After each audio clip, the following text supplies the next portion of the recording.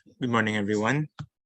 Welcome to the fourth episode of the SEAZA webinar series. Today we're going to talk about animal welfare. Please give us some more time. We're just waiting for a few of our speakers to come in.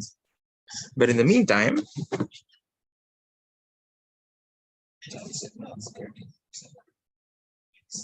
It's 20:01 in Albuquerque. I would like to acknowledge some of our speakers. We have Dr. Bongot of Taman Safari, Indonesia, who will be filling in for Mr. Willem Manansang. Good morning. Salamat pagi. We also have Mr. Tim Van Loan of ABQ Biopark from Albuquerque, New Mexico. Good evening, Tim. Yeah, good evening. I hope it's not too late for you right now. I think it's just 8 p.m. anyway. Yeah, no, definitely not. I'm excited to be here. Thank you very much. All right. So I guess we can begin in like 5 minutes.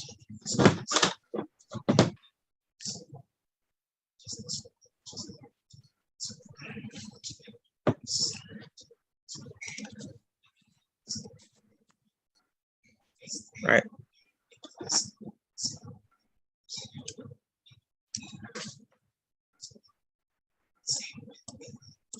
So for today, we are also live streaming via YouTube.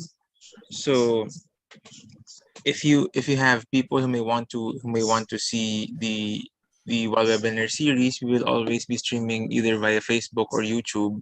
If it's on YouTube, we are going to link to our Facebook. If it's on Facebook, it's going to be on Facebook. For our questions to our speakers later, please save them until the end of the entire episode, and then we will address your questions accordingly. So I guess we can begin. One moment, please.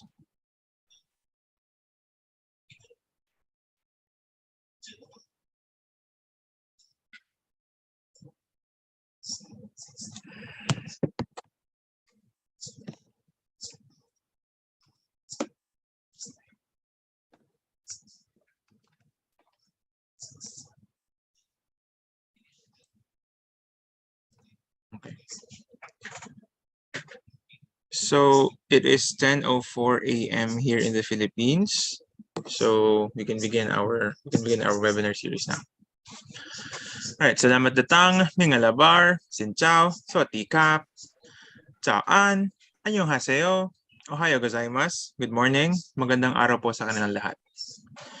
Hello everyone, welcome to our second wild webinar series, episode 4, which will be on animal welfare. I am Daniel, the Chief Communications Officer of the SEAZA Secretariat, and I would like to welcome you all to today's webinar. Some reminders: if you have the link to today's episode, please be reminded that that same link will be valid until the last episode for this year. So please keep that link. But anyway, don't worry.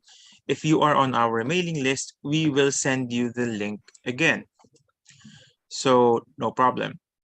If you cannot attend the Zoom meeting, this will be recorded anyway, so you can view it either on our YouTube channel or our Facebook page, depending on where it was streamed first. Anyway, so for our first 3 episodes, we've done specific animals. The second and the third episodes were for specific animals: the Philippine crocodile and amphibians, and then today we are going to do animal welfare.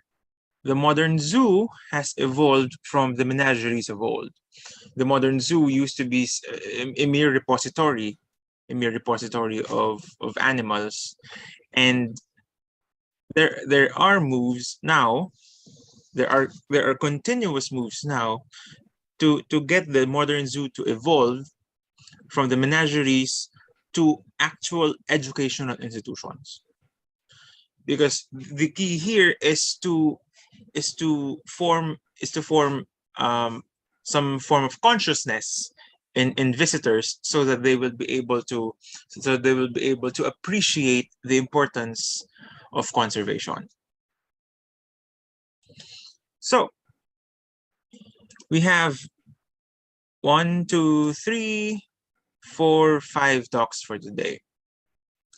The first talk will be practical behavior training for carnivores, which will be delivered live by Mr. Willem Manansang, the chair of the SEAZA Animal Welfare and Ethics Committee, but he will be he has already mentioned, he has already sent us a notification that he will be replaced temporarily by Dr. Bongot Wasumulya of Taman Safari, Indonesia. Next, we have Ms. Claudia Tay of Mandai Wildlife Group from Singapore, who will talk about the importance of welfare assessments. Next, we have from ABQ Biopark in Albuquerque, New Mexico, USA, we welcome Mr. Tim Van Loan, who will talk about walking for wellness. Next, we have again from Mandai Wildlife Group in Singapore, Mr. Nantakumar Purushottaman, who will be talking about training and bonding with the Maine wolf as a pillar of good welfare. And finally, we have updates from the SEAZA Animal Welfare and Ethics Committee to be delivered by Dr. Lester Luis Lopez, who is a member of the SEAZA AWEC and the treasurer of the Philippine Zoos and Aquariums Association. So, without further ado, I would like to call on Dr. Bongot to deliver the talk on practical behavior training for carnivores. Dr. Bongot, you may share your screen now.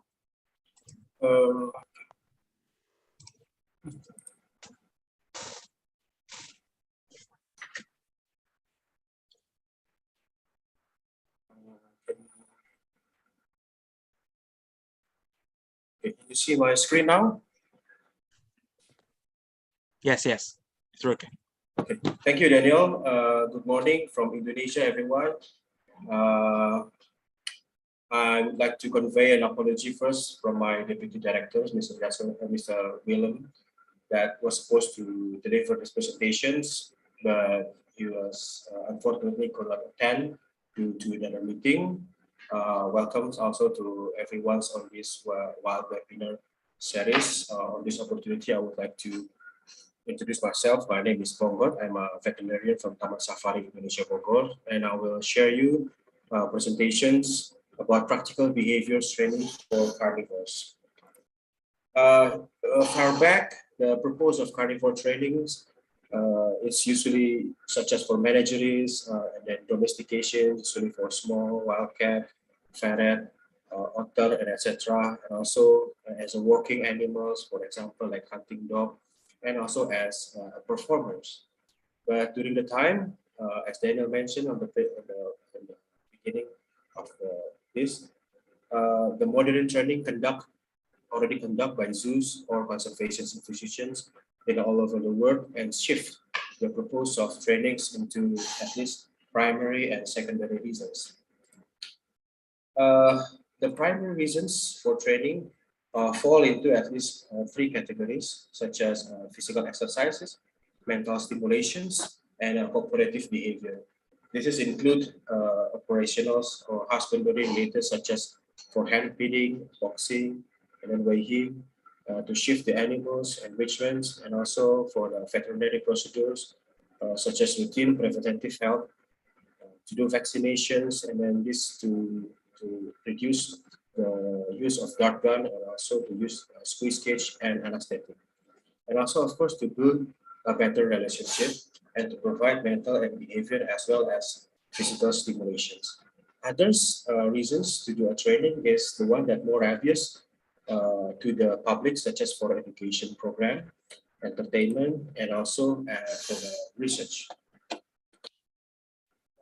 Trainers usually come from the animal caretakers itself, and it is important because they need to have a basic knowledge about the animal, such as where do the animal live, what is their social structure, what is their favorite food, the behavior when they appear exciting, boring, and also other things that more advanced, such as something related to veterinary needs, like orientations or target organ to do examinations or taking sample. On this way, caretakers can create a training plan and preparing tools and also infrastructures accordingly, and to set achievement and milestone on their training. And a caretaker also learn the art of positive reinforcement training method, which is about understanding how does the animals know that they show behavior that we want and reinforce it at the best timing to shaping their behavior. The training should be conducted using positive reinforcement training method. Initially, caretakers should have a good relations, of course, with the animals by spending time and build bond together. During the training, animals should be placed on their comfort area where they have a control of themselves, and the animal should be in a place that is far from disturbance, and also situations that can stimulate aggressions, for example, like estrus females or like walking. There's constructions that sometimes will end up to a non-cooperative behavior or distractions. And during the training, caretakers also should use appropriate body language, like for example, a simple to be standing at the same level to the animals. It shows a non-intimidating gestures, avoiding sudden move, and then footwork, voice intonations, and unnecessary movement. For example, like standing with our back to the animals, and because in some species, usually in big cats, it will stimulate aggressive behavior. And this is some examples of tools that we need to have to start our basic training for carnivore. The first is the food reward. A type of food reward and a cutting size is very important and have to be considering also the response of the animals itself. Usually for wild pellets, we can use a piece of meat that can easily swallow in one time, rather than to have a bigger size that can make animals busy with the food, or even the animals will left the training session. In our experience in bears in Taman Safari, we use different kind of food to different individuals. This is to balance the focus of the animals during the training and also to avoid the agitated behavior or exciting behavior. So sometimes bear we can give some bread or also a piece of fruits. It is also depending on how the animals respond to their favorite foods.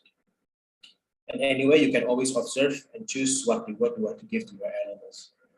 Clicker, whistle, or even verbal sound is something that we can use as a clue for the animals as soon as they show a desired behavior, and then followed by a food rewards.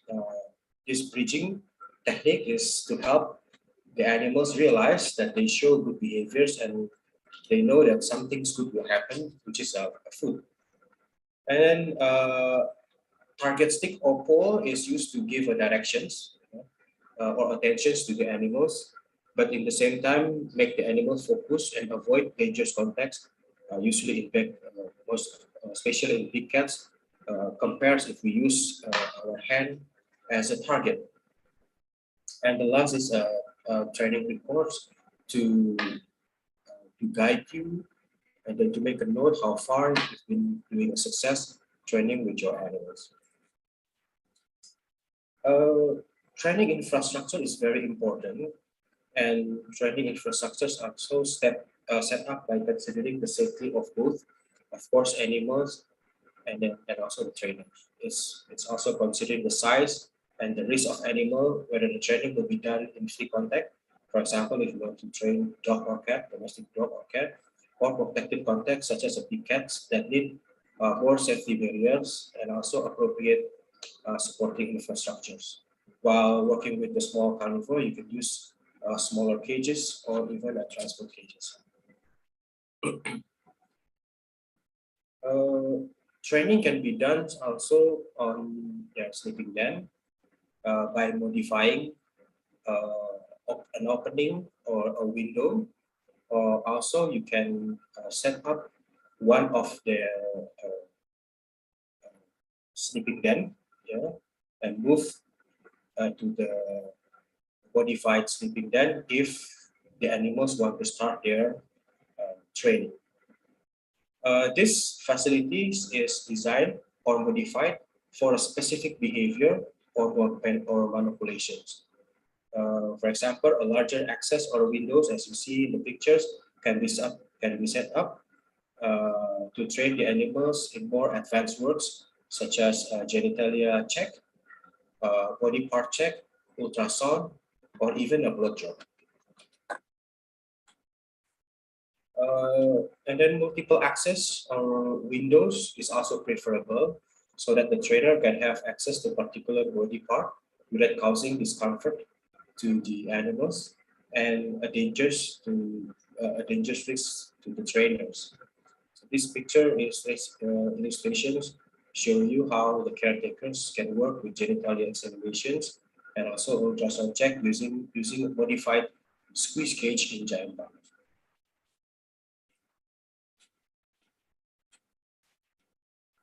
This is one of examples, the milestone record or the training, conditioning, developing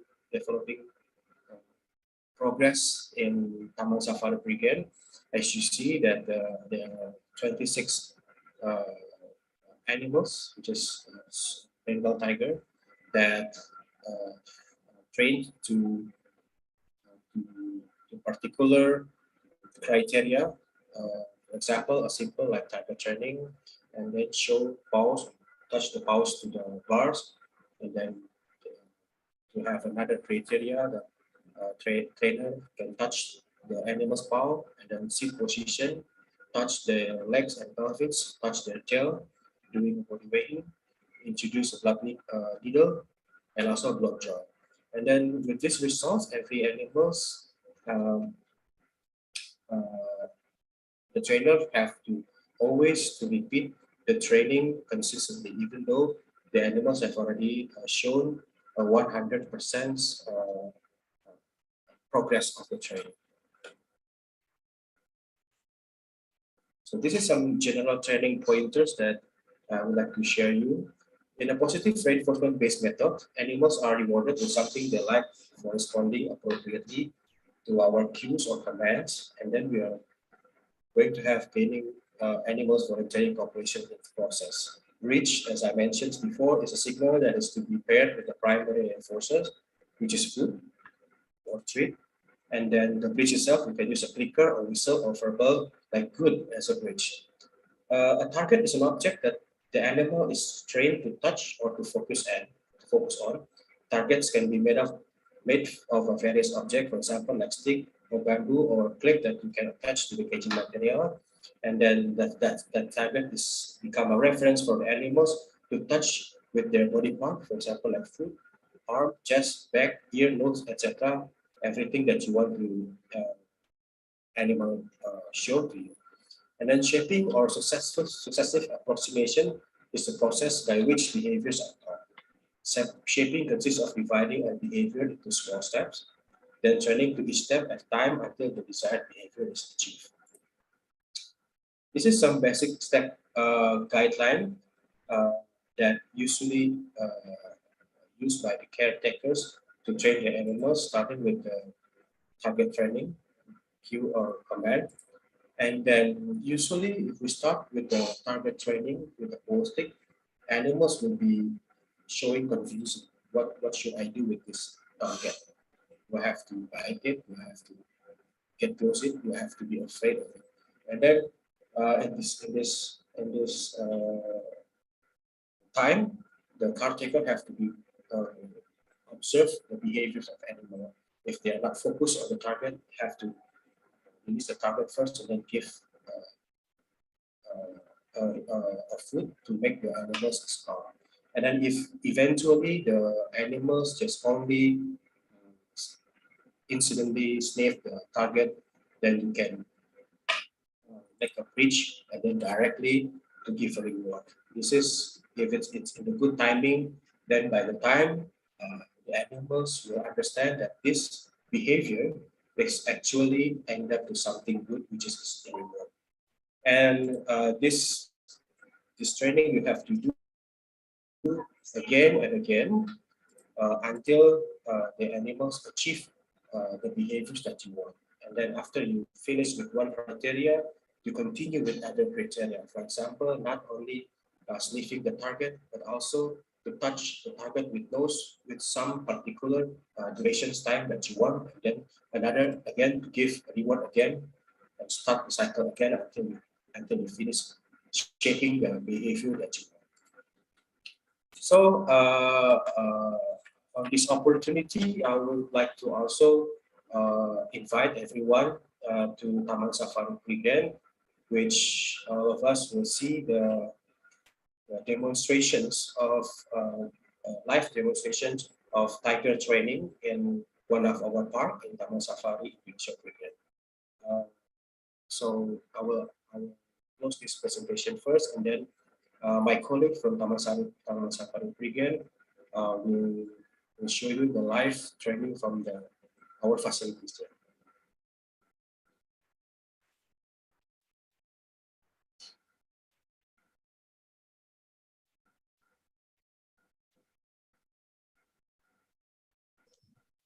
Dr. Bongot, would you need any of your colleagues to turn on their cameras?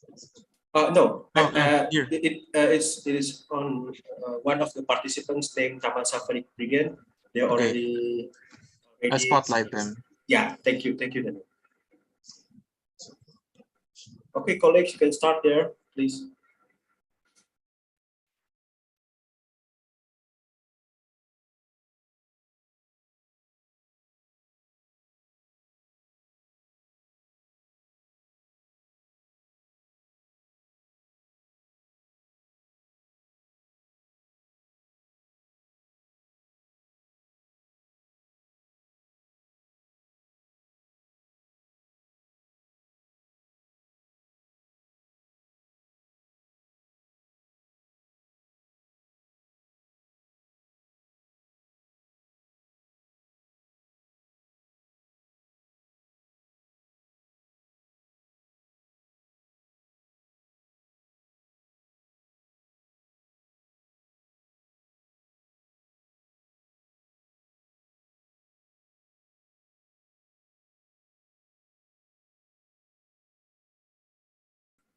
All right, one moment, please. Okay.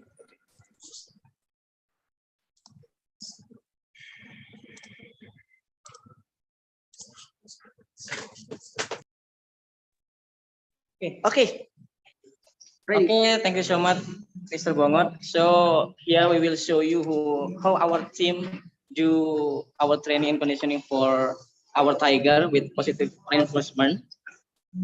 And then before we start our training today, there's something we need to prepare. The first, of course, the animals. So here we have Sinta, our tiger, our white Bengal tiger. And then we must ensure that our animal is ready to do training and conditioning. Also make sure that the animal are healthy.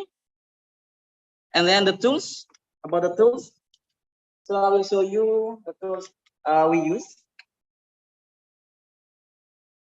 As Mr. Bongo said before, we have a meat for reward, and then target stick, and then hook,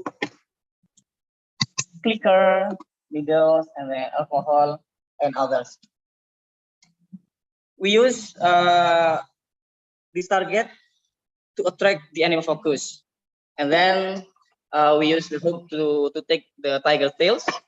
And then about the infrastructure, we prepare at least 3 kits for this training. One, two, and then three. For the first kit. For the first kit is for target recognition. This is the empty kit because we need tiger focus on our target. And then the second kit is for body weighing. We put a bottle scale in front of the windows.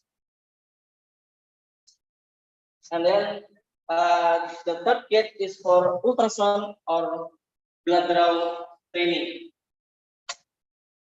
Of course, we modify it. We make some windows here. The first window, this is for ultrasound. So we can open it like this. So the keeper or the fat can reach the abdomen part of the tiger. And then the second windows is for taking the tail of the tiger like this. And then the last hole is in the platform. Over here, it can open. Okay, step one, target recognition. So we'll start. I think target recognition is the most important thing we have to do because this is the basic of success or not of our training. So we use the first kit or the empty kit to introduce the tool to the tiger. Okay, we can start. We use to point the target into place we want animal come, and we trigger the clicker to get their attention. Once they come, we will give them a reward. For the first step, it usually takes 1 second for tiger to focus on the target we give.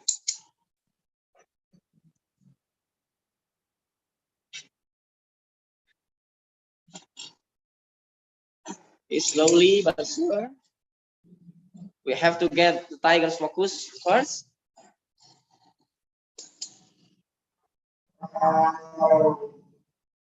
Usually we do this training regularly 2 times a day for about 10 until 15 minutes each training session. But about the duration, it depends to animal's behavior. We repeat this step until our goal is achieved and focus the tiger on the target for at least 7 until 10 seconds. The target stick also can be used for move the tiger to the next kit. Okay, well, we'll move to second kit for body weighing. After we success with our first training, we will move to second kit.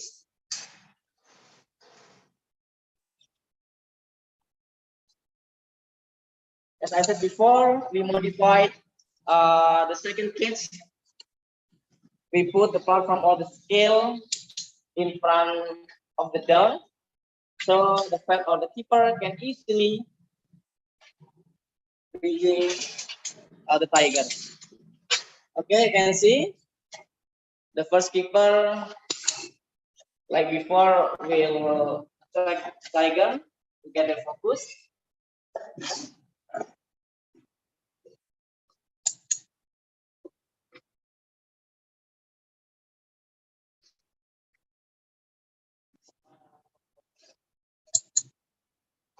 Okay, after the weighting is done, you can see so the syntax reads numerical games 100. So 84. Okay. Once the keeper will move the tiger and then give the tiger reward, and then we can repeat again. Okay, repeat again. Okay, lagi.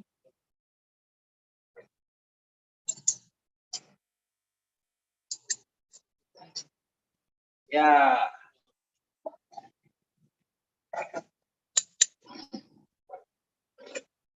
Okay, as you can see, the syntax is about 104 kilograms.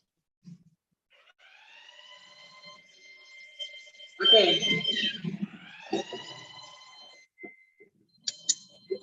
And then we will move to the last page. Okay, let's move, Mr. Eko. So this is the other benefit we can do with target recognition. This is the last kit. And then we will make the tiger go up to the platform. Yeah, we need at least 2 keepers. The first keeper will attack tiger with the target stick, and then get its focus. Maybe it will take time.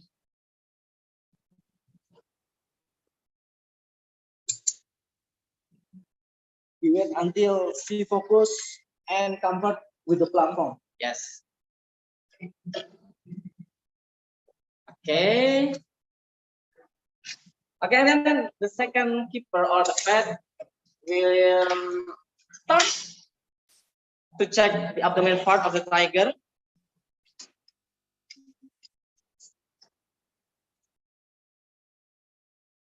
Okay, like this. Okay, you can see. While the tiger focus on the target, the second keeper will check the abdomen. And then the last thing we can do is blood draw. Okay.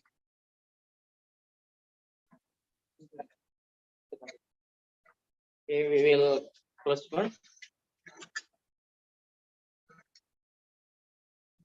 Okay, we will wait until the tiger focus on the target, and then the keeper or the pet can take tail to do the last training or blood draw training.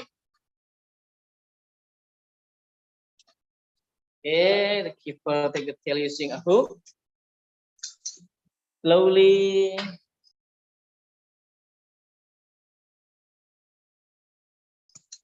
Normally for the first training, we use the dummy needle. And then after she comfort with the dummy needle, we use the real needle. Okay. First step, use the dummy needle. After 1 dot, 2 dot, and after 2 times, 3 times training and conditioning that we do, we use the real needle for the blood draw.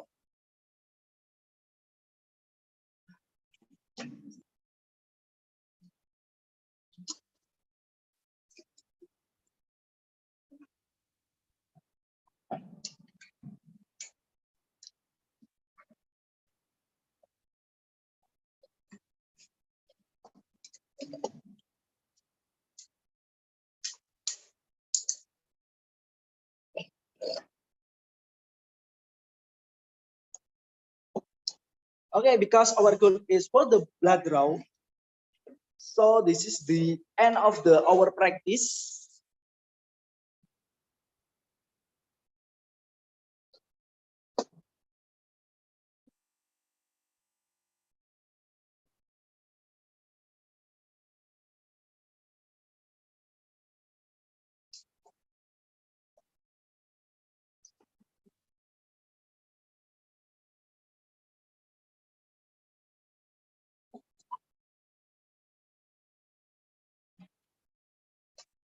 Okay.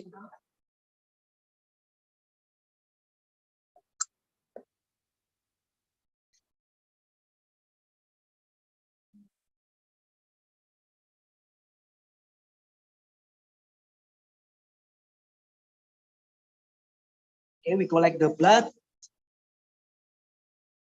And for the tiger still comfort with this session because of the training and conditioning with positive reinforcement method using the target.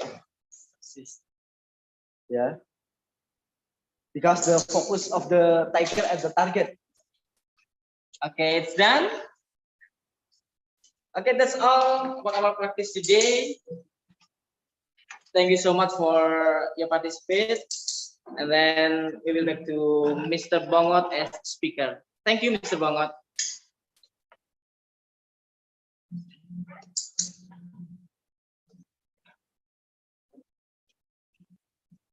Okay, thank you, colleagues from Brigade that already showed to us how you do the trainings on the facilities. And for the end of this presentation, I would like to share you some practical tips to do the training for the carnivores. The first is for new animals to be trained. It's best to have at least 2 caretakers or trainers to do it. And as you see on the video, they're using sticks, and also another hand is giving the animals food. So before doing the training, please do advanced practicing how to use the tools and then how to hide the tools and give also the food, and also when do you have to do clicker and whistle, because the fastest you do that, the more easy the animals to understand which behavior that it is that you want. And then know what your animal's favorite foods is, and make sure you have a sufficient prepared to last for training session of 15 minutes for reward in small pieces, so engaging, but not make the animals full. Make sure there is no distractions, as I mentioned before, during the trainings, for example, like estros or animal in heat, noisy, maintenance, moving around, and keepers or staff, and also other food sources that can distract the animals. If animals doesn't respond to the target stick at first, give several rewards or sniff them to get the animal attention back. And if the animal doesn't respond or start getting restless, you can stop or pause by giving some rewards to get the attention back.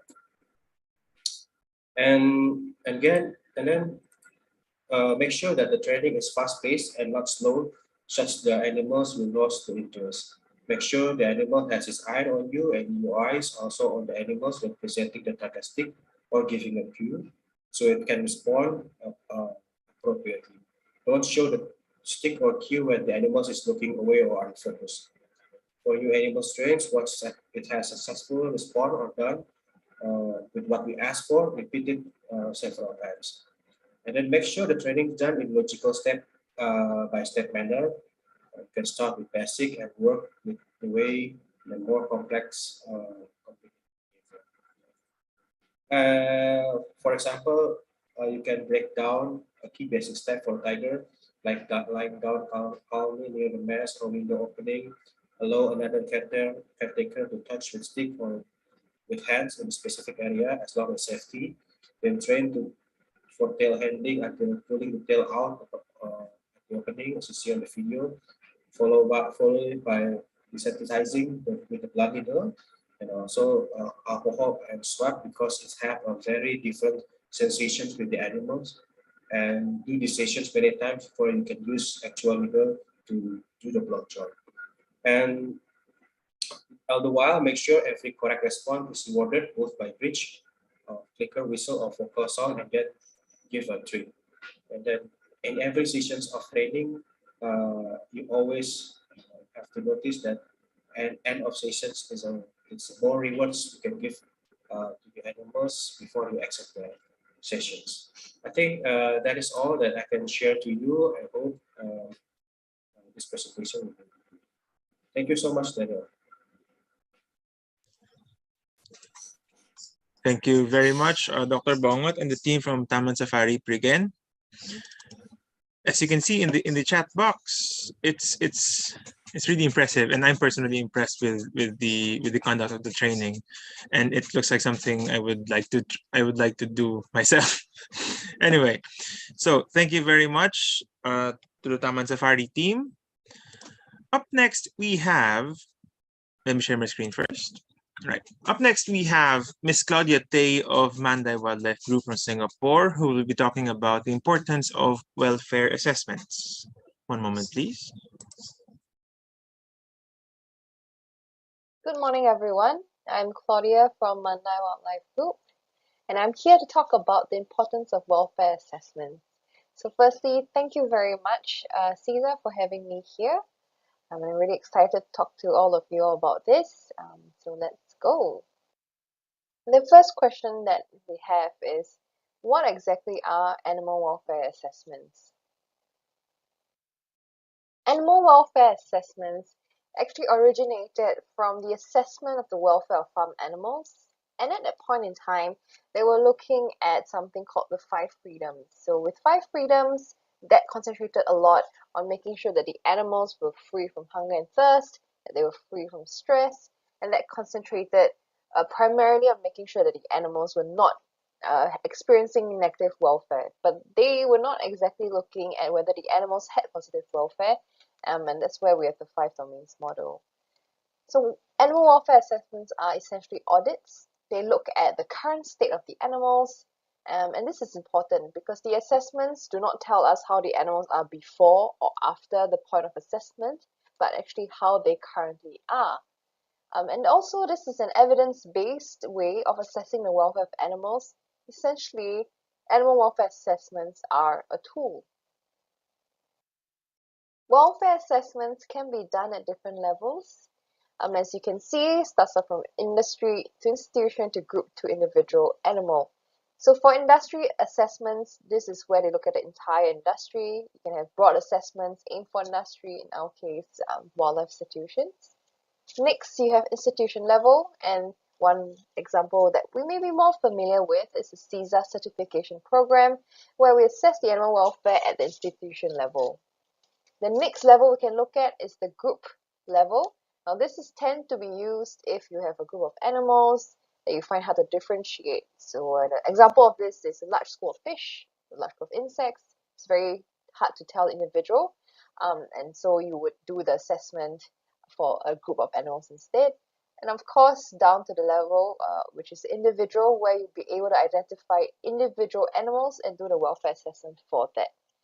Of course, you have to take into account what you want to measure, what your limitations are, and from there see what level of assessment you are aiming at. The next question we have is, so why do we need animal welfare assessments? And there are very important reasons why. Firstly, it is to highlight issues that may not be apparent. So if the animal welfare assessment is not done, some of these issues may not be so obvious, they may not be raised, and that's why animal welfare assessments are important. Another very important thing about animal welfare assessments are that they are an objective way of looking at the animal's welfare. Because you have a standardized tool to look at, instead of looking at it from a not so planned point of view, this really helps to look at the animal's welfare objectively. Next, it also helps to set priorities. So this could also mean like budgeting priorities, or as we all know, we do have limited resources, and with this animal welfare assessment actually helps the organization set priorities. And of course, the last one is that it provides social license to operate. So if we are able to look at the animals, we look at the welfare state that they are in, what we can do better, this actually helps us as wildlife institutions to have the social license to operate. And the next question is, so how should we conduct animal welfare assessments? We do have two main ways of conducting animal welfare assessments. So the first one is institution-wide. As we are SEAZA members, we can actually look at the SEAZA Standard on Animal Welfare. So this looks at the welfare across the whole institution. I'll talk about that in just a little bit. We also have in-house animal welfare assessment. So this is actually tailored to your organization. So for example, at Mandai Wildlife Group, we have the animal welfare assessment. That is a 30-question assessment. We do look at very different aspects. So firstly, we concentrate on the environment that the animals are in. For example, do they have enough space? We also do look at the behavioral opportunities that the animals have. We look at the health of the animals. We look at the nutrition. So with this very comprehensive welfare assessment, we look at different aspects of what we provide for the animals and also what the animals are experiencing. We also have a quality of life assessment. So that actually looks a lot, very specifically actually, at making sure the animals are thriving, they have a life worth living, and this also helps us to make more decisions, more management decisions as well. And lastly, we also have the species environment matrix that is very specifically at looking at the off-exhibit areas that the animals are in, and this also helps us to prioritize our resources. So as you can see, these are quite tailored to what the organization needs. So institution-wide, like the SEAZA standard, that would be looking at all SEAZA members, and for this in-house animal welfare assessment is really very tailored, and what the organization may need. Right? There are also other welfare assessments, maybe more event-based ones, enclosure moves, you want to move the animals around. How about the size of the group we are moving? So there are all these considerations as well. So this is really something that is really up to your organization. So I was talking earlier about the SEAZA standard of animal welfare. So this SEAZA standard is actually a framework. It details fundamental captive wild animal husbandry requirements that are essential for the protection of animal well-being, and it actually supports positive in situ conservation efforts. It's quite specific, so it actually specifies the primary welfare requirements for the maintenance of wild animals, which is dependent upon the provision of daily care, and adopts the concept of the 5 domains. So it actually uses the 5 domains model. So this actually acts as a foundation, defining and underpinning fundamental standards and considerations. So in case you're wondering where it is, what it is, you can actually find it at this link, which is there, www.seaza.asia /animal welfare and ethics. I realize you can't press on that link, but you can just copy that down, or you can always just Google SEAZA animal welfare and you might actually find it. Or you can of course email Willem, who is the chair of the SEAZA Animal Welfare and Ethics Committee, for more details as well. So the SEAZA standard actually breaks it up, as we said, following a 5 domains model. For the animal environment, they actually look at, for example, the animal exhibits, what are the design that the animals have, the environmental management, environmental enrichment, behavior, the servicing of the environment, safety, and things like escape. So these are all broken down into the different domains. So the next one is for animal nutrition. There's nutrition, kitchen hygiene, kitchen protocols, food preparation. So all these are part of the SEAZA standard. We also have the animal behavior part, that is looking at enrichment, husbandry, training, animal shows, presentations. The fourth one is the animal health. So this is the standards in terms of vet care, health, euthanasia, biosecurity, quarantine, and screening. And of course, this all leads to the positive mental state. And in this case, the standards concentrate more on the staff activities, behavior, as well as visitors. So the SEAZA standard is something that we highly recommend for all SEAZA members to adhere to. And it is really helpful in terms of looking at organization-wide practices in terms of animal welfare. So do familiarize yourself with the SEAZA standards. As the committee, we are always around for you to ask more questions. If you're not sure about certain things, do ask us as well. But highly recommended, and this would help guide things like your policies as well. And the next one is about in-house animal welfare assessments. So in case you are wondering where you even start if you don't have one, the reason why in-house animal welfare assessments are also recommended is because this can be tailored to what your organization needs. And that may differ from organization to organization. So that's why having in-house animal welfare assessments are something you can consider. And how you could go about doing this are these 9 steps that we have, and you may also consider using. So the first one is actually to determine your objective. As just now I mentioned, different animal welfare assessments may have different objectives. So firstly, what are objectives? What will your assessment be used for? What do you aim to achieve at the end of the day? Are you looking at long-term versus short-term? All these are important considerations to have. The next one is setting up the working group. So after you establish the objective of your animal welfare assessment, you should identify who is fundamental in formulating this assessment. And of course, they should be able to commit the time for the entire process. For example, if you're looking at an assessment that includes the introduction of animals, so you would have staff who directly look after the animals, you would have the curators, the vets as well. And the next step is to review this existing animal welfare assessments. So the good thing is there are quite a lot of resources available in terms of animal welfare assessments. You don't have to start from scratch because that can be quite intimidating. This can be using the SEAZA standards. You could also be looking at other organizations' assessments. So for example, for EAZA, so that's the European Association of Zoos and Aquaria, they do have an animal welfare assessment library.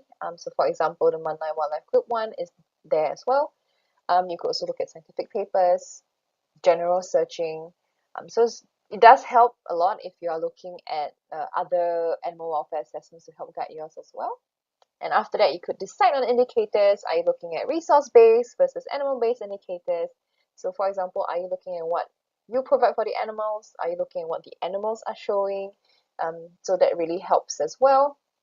Are you looking at physical states, the environment, the behavior, the nutrition, the health, the affective state, which is the mental state? Are you looking at that? Any biomarkers? So of course, all this you have to take into consideration when you're setting up your own animal welfare assessment. Right. So the fifth step is to consider a scoring system, because you do have a score, and the reason for that is it also helps track your animal welfare assessment. Is it neutral? Is it positive? Is it negative? So you need that as well. And the good thing also is as you improve on the animal welfare, you could actually see the score improving. So for example, some scoring systems could be yes, no, not applicable. So that helps.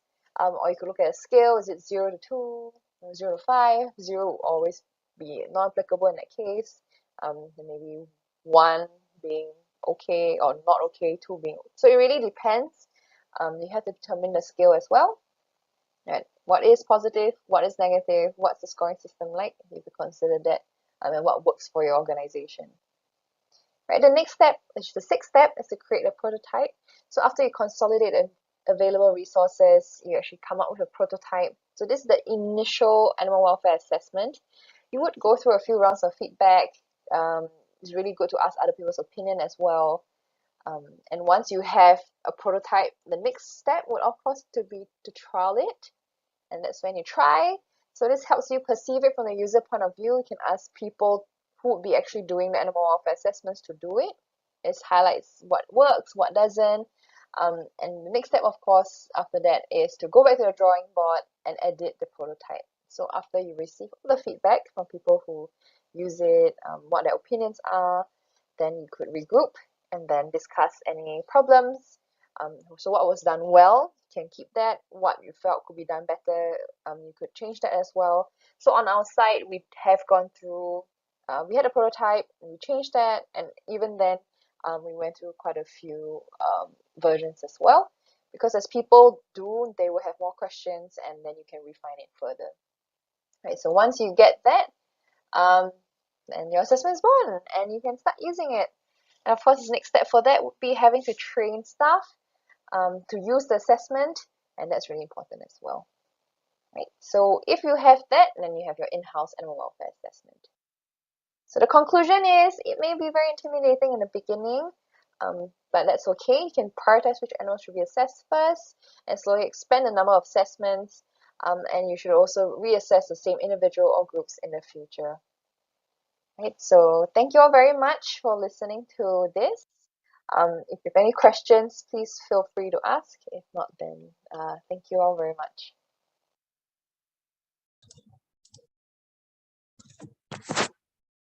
Thanks, Claudia. Before we continue, I would just like to check if Claudia's in. Oh, maybe she will join us later for questions. Anyway, so let's move on. Next, we have Timothy Van Loan of ABQ Biopark from Albuquerque, New Mexico in the United States. He's going to talk about walking for wellness. He's here for questions later, but he's already sent his pre-recorded talk. One moment, please.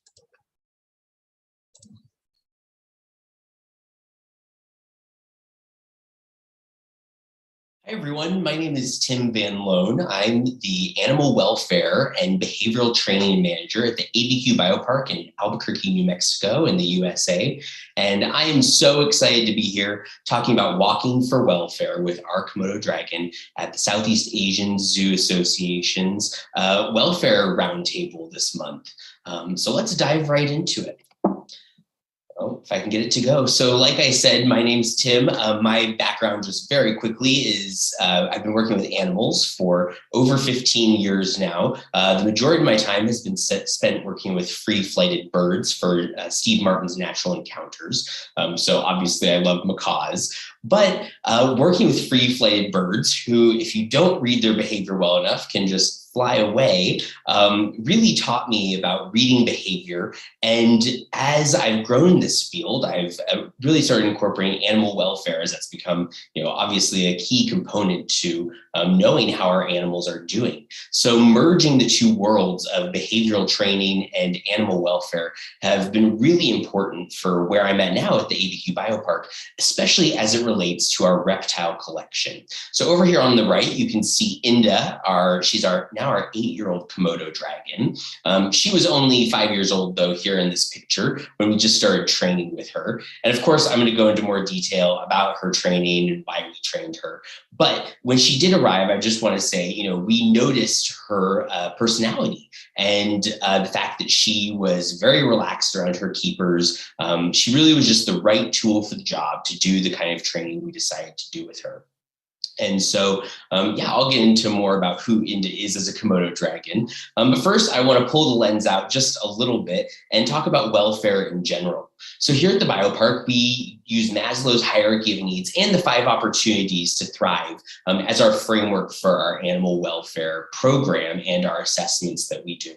Now, Maslow's hierarchy of needs, as you can see here, this comes from the SEAZA Animal Welfare Guide from, I believe, 2015. And I just love this diagram because it really shows the way that our care stacks on top of itself to lead towards higher welfare for our animals. The things below that dotted line, they represent basic necessities to get our animals to a neutral welfare state. That dotted line represents a neutral welfare state if everything below that is being met.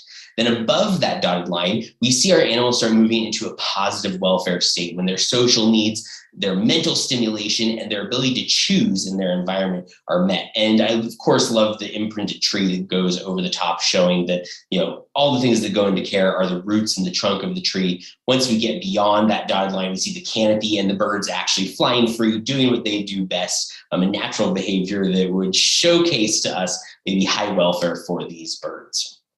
So using Maslow's hierarchy of needs, we fill in the gaps of our animals' care to make sure that they have the highest welfare possible.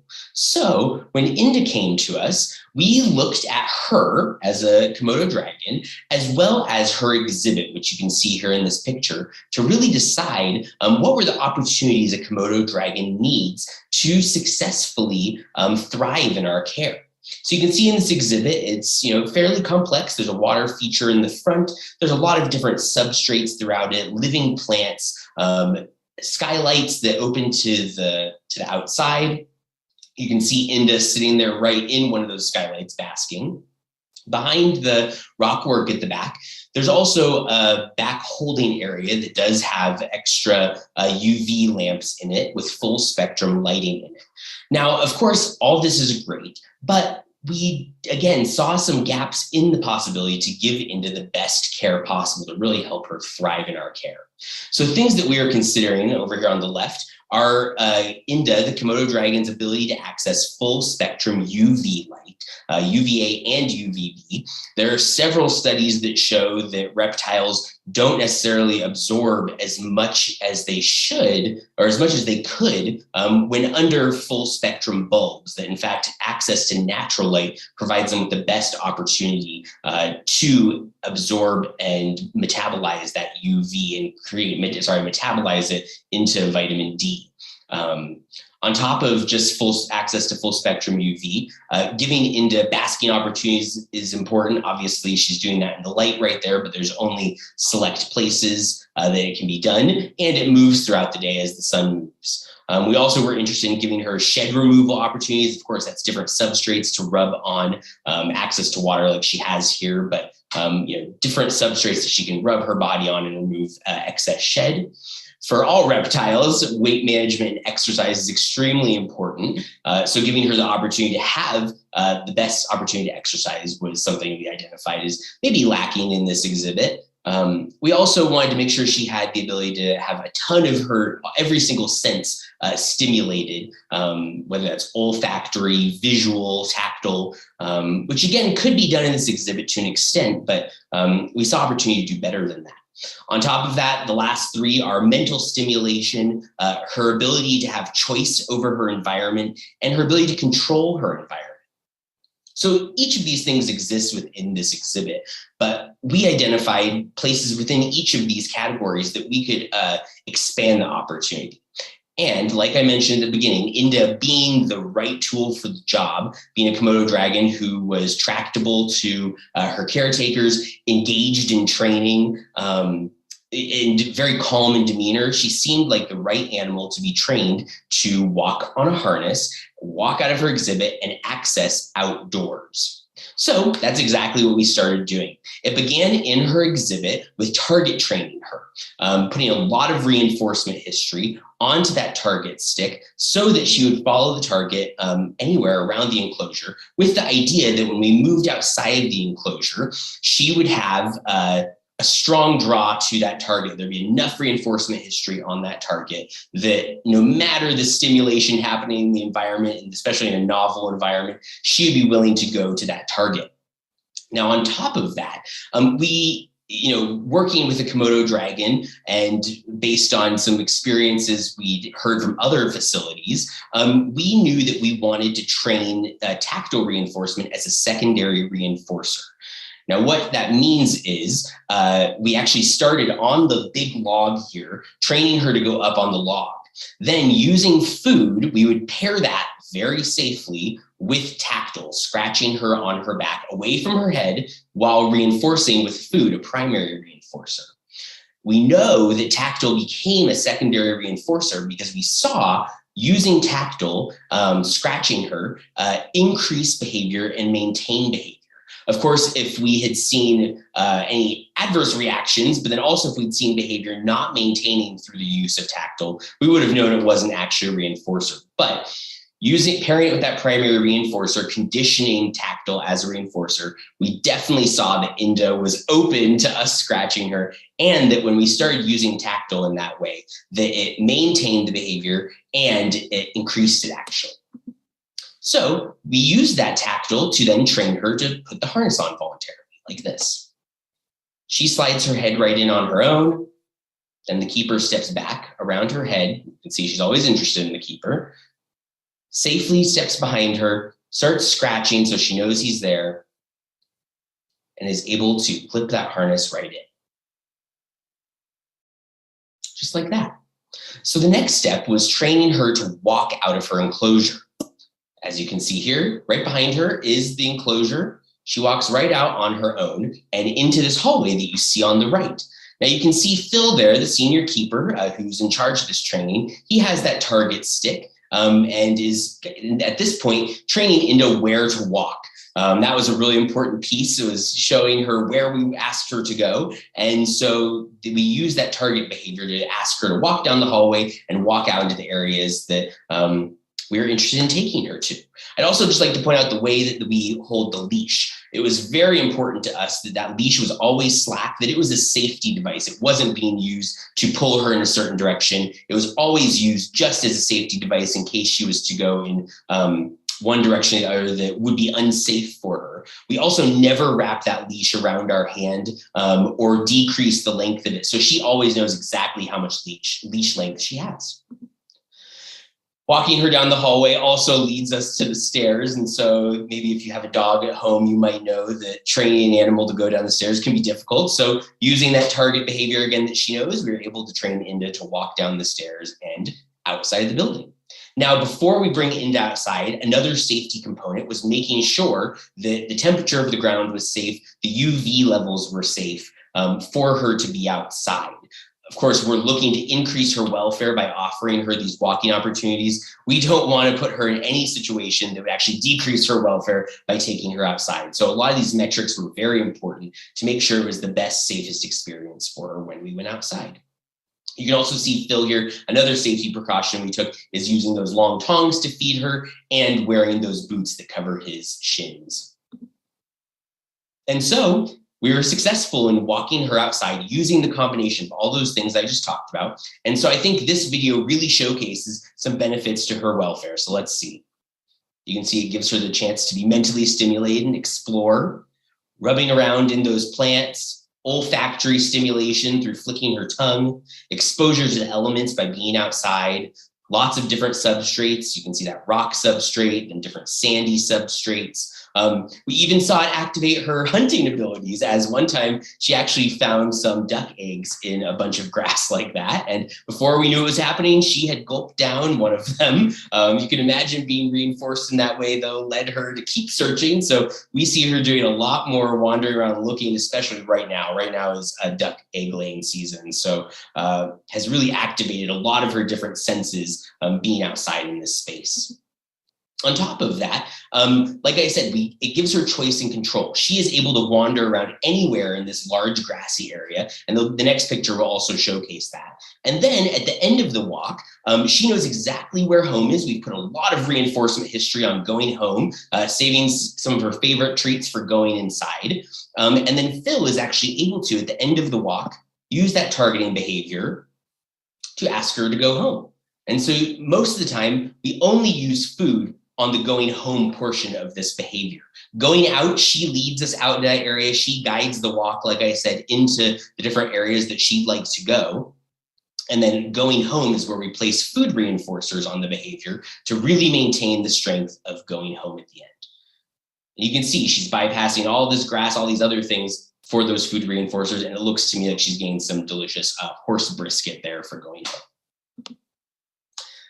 Like I mentioned, this is the area that we do it in, this big natural open space. So just in terms of guest experience, I think it gives us a chance to talk to our guests. Down here in the bottom, that's Jason, one of our educators, talking to guests about why this is so important for INDA. But I think it's a great way to showcase to our guests the importance we place on animal welfare, the bonds our keepers have with their animals, and the amount of care that the keepers put in to caring for animals, especially reptiles who maybe are misrepresented or stereotyped or misunderstood by the public.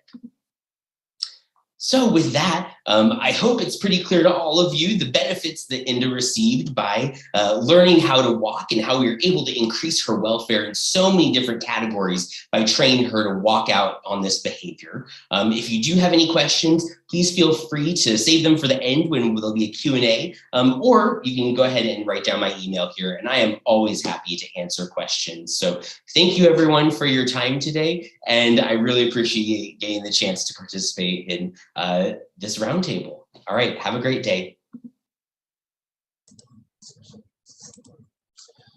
Thanks, Tim. And thanks, Tim, for the interesting talk on something so simple, something seemingly so simple as walking the Komodo dragon. It really speaks to the possibilities of target training. And we hope that at the end of the session we will have some questions for our speakers. So please save them for the end of the episode. So before we continue, the second SEAZA Wild Webinar Series is hosted by the Philippine Zoos and Aquariums Association, and our major sponsor since the conference is 101 Zoos of Israel. Let's move on to our next talk. Our next talk is again from Mandai Wildlife Group. We have Mr. Nanta Kumar Purushottaman, who will be talking about training and bonding with the Maine wolf as a pillar of good welfare. We have Nanta here. He is here with us to answer questions later, but he has already sent over his recorded talk. One moment, please. Hello everyone, my name is Nanda and I'm from Mandai Wildlife Group. Today the topic for my presentation is training and bonding with the Maine wolves as a pillar of good welfare, and I would like to share with you my experience working with them along the way in this presentation. The human-animal bond is a mutually beneficial and dynamic relationship between people and animals that is influenced by behaviors essential to the health and well-being of both. This includes, among other things, emotional, psychological, and physical interactions of people, animals, and the environment. And by using all these together, we can provide the best welfare for our animals. So let's look at the 5 domains. Under the physical functional domains, under the behavioral component, it means that we need to allow the animals to express their natural behavior as freely as possible. And this will lead to positive experiences under the mental domain, such as reward, goal-directed engagement, playfulness, calmness, security, and contentment, which would lead to improved welfare status. So what is behavioral management? Behavioral management is the comprehensive approach to improving the welfare of animals under human care through social housing, environmental enrichment, animal training, facility design, and the assessment of behavior and behavioral issues. Today we shall look at the animal training component of the behavioral management program. So let's look at training as a form of positive welfare. Through the behavioral management approach, which encompasses of enrichment, training, and problem solving, we can better understand the behavior and needs of animals so we can better provide for them and take better care of them. The relationship bond between human and animal is formed as well. Training also helps facilitate husbandry behaviors such as voluntary veterinary care, including physical examinations and various procedures. This also removes the need for anesthesia and physical restraint, which can be a negative experience. So why did we want to develop a behavioral management training program with the Maine wolves? Maine wolves are generally shy and timid by nature and rather move away from humans rather than approach them. So with this training program, we hope to build the trust and bond with both of them in the event that our female Samantha became pregnant, and to provide a stress-free environment. We also wanted to do an ultrasound without anesthesia to determine pregnancy, but we found that shaving the fur at the abdomen might be a stressful event, so we decided against this. And to look at other possibilities to determine pregnancy, such as vulva checking, weight taking, blood draw, and a radiograph through a modified pet carrier. And we also wanted to work closely with them if they had puppies to increase the chances of survival of the puppies. So our next step was to do a behavioral assessment and see how they would react towards us. Previously, both had been trained for weight taking, but through protective contact. Now we wanted to do some free contact training with them so that they might be comfortable working together with us. As you can see in the video, initially the female was very excited at this point in time, and she refused to let the male participate in the training, and she too could not focus on her training even though she knew a few behaviors. She was more focused on the reward, and as you can see, she kind of lost her focus, and she would not allow the male to come close or participate. We needed to change this to make them more comfortable with us. So we started with simple behaviors and trust building exercises. We started with simple target training, paw presentation, open mouth training, and sit down and open mouth training. That was a big step for us when she decided to sit down near us and that she accepted us in her presence. And as you can see in this clip, interactions with animal care staff improved greatly. Even though she would try to show her focus on the reward and try to get our attention, eventually she agreed to sit down and wait patiently. And after a period of time, we did not have to tell her to sit down.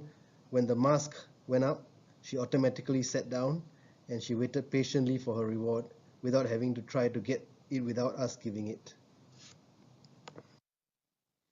And the interactions with her conspecific Houdini improved as well. As you can see here, this is another session, but she allowed him to participate in the training. She quietly sat down at the side and she did not chase him away, nor did she try to grab his reward when he was given a reward. He too all this while wanted to participate in the trainings, but because of her dominant presence, he always kind of moved away.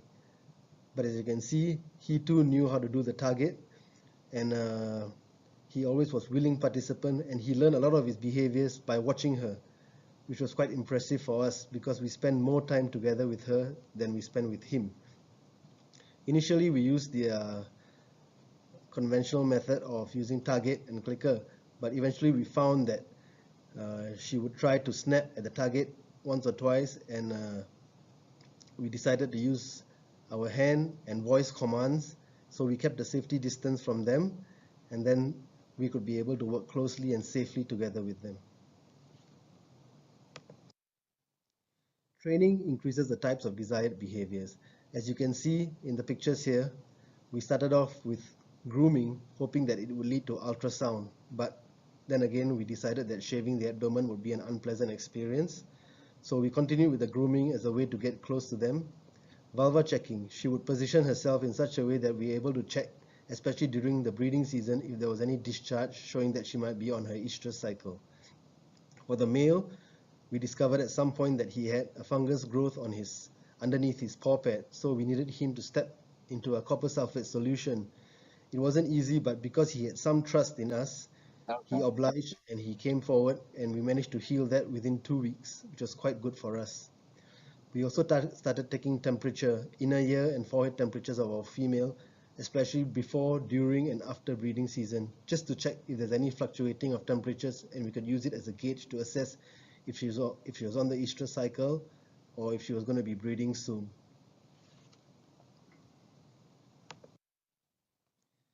As time went by, our training of desired behaviors increased and they became more and more comfortable with us.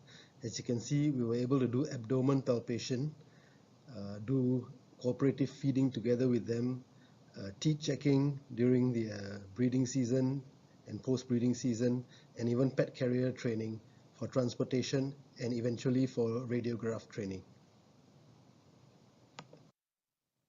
And through this bond, we were quite lucky to have together with them that allowed us to do some body checking of them when we thought that after the breeding season and after gestation was over, our female did not give birth. And there was some concern that she might have aborted or might have an infection. So I was assigned the task to try to observe and see whether there was any discharge that looked bad or didn't smell very right. And we wanted to check that to make sure she was all okay without having to do any anesthesia. So just during the training and after training, especially in the mornings when she was a little bit more calm, we were lucky enough that she trusted us to allow her to check her vulva close up without moving away and accepting our presence.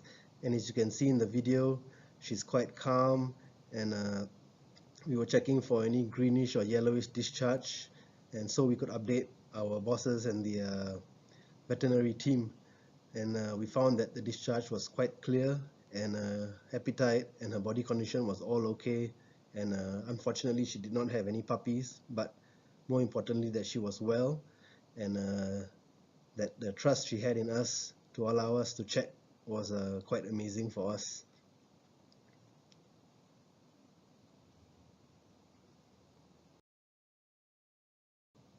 As you can see, she's quite calm, she didn't move away, and yeah, she's a good girl. Okay, training is a form of enrichment, as we all know. So how do we go about this? So initially for this, we wanted to do for blood draw training, but we wanted to teach her how to use this tube. So initially we thought, okay, we make it as a feeder, as you can see in the video, and whereby we knew she liked to dig, and so she liked to use her paw as well. So we placed it in such a way that she could grab her food and slowly put her paw in and get comfortable with the tube. And as you can see, she's inquisitive, she's mentally stimulated, she really wants a reward, and yeah. And as time went by, we started placing our hands closer and closer, asking her for a paw, even though she knew how to give a paw in free contact situation. This she could not see, so she had to trust us because there is a visual barrier of the plywood. And as time went by, she started placing her paw in, and when she did it, we would reward her. We had to show her the meat and the action of actually grabbing the meat, but once she put her paw in, we would reward her. And then, because she's so smart, after a while she realized that, oh, she needed to put her paw in and then she would get her reward. And so step by step we did it, and after a while, as you can see, she cooperated very well together with us.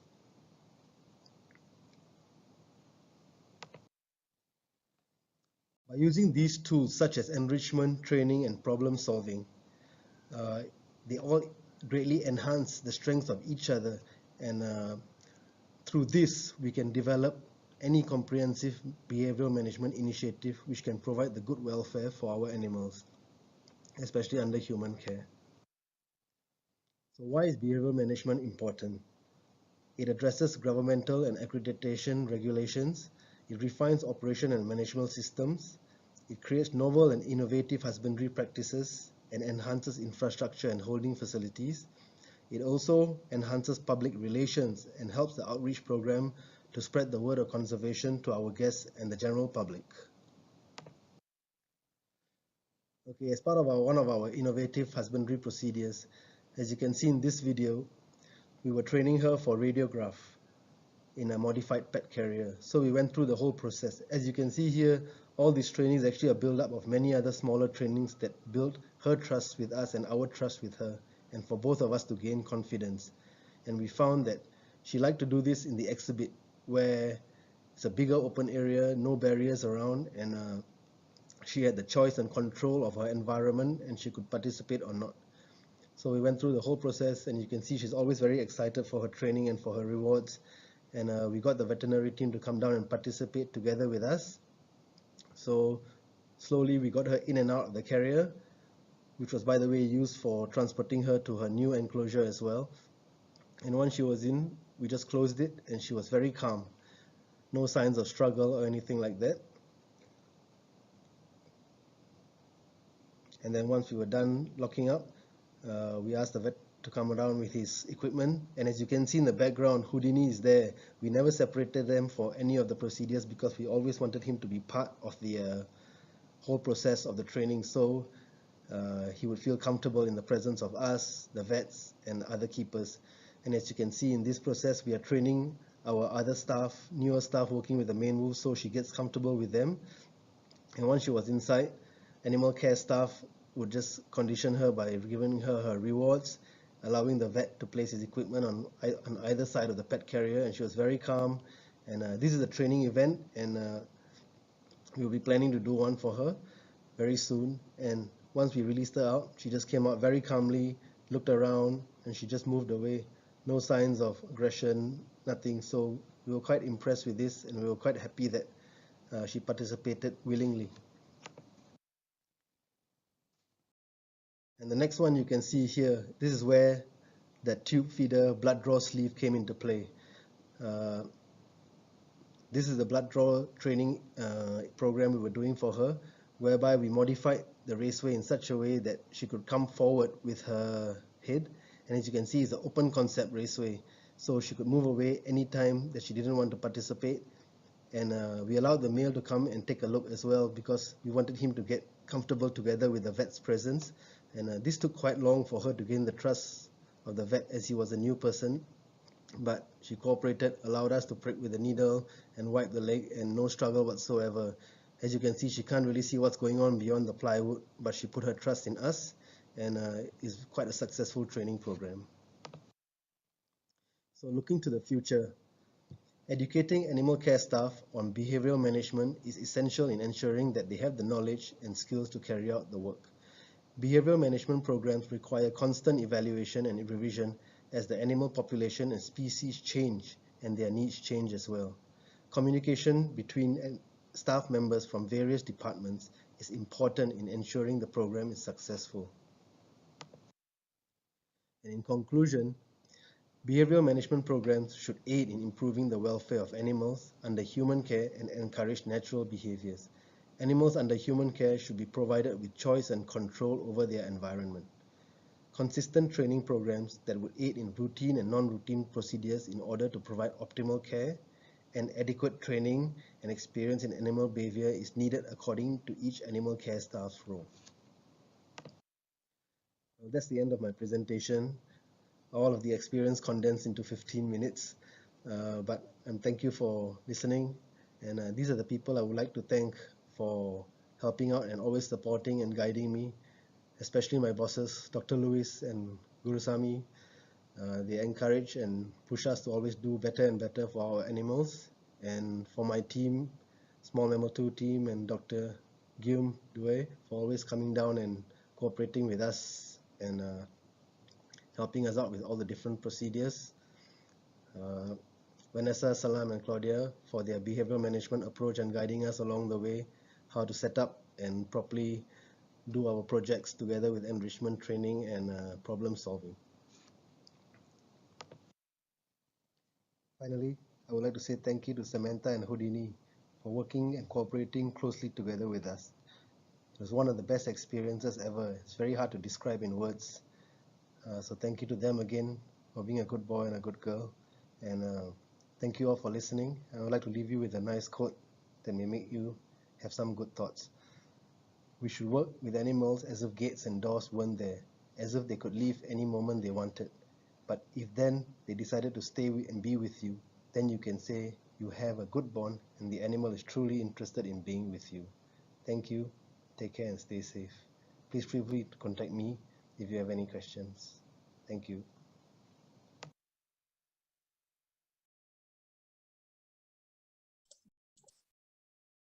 Thanks, Nanta. Fascinating stuff.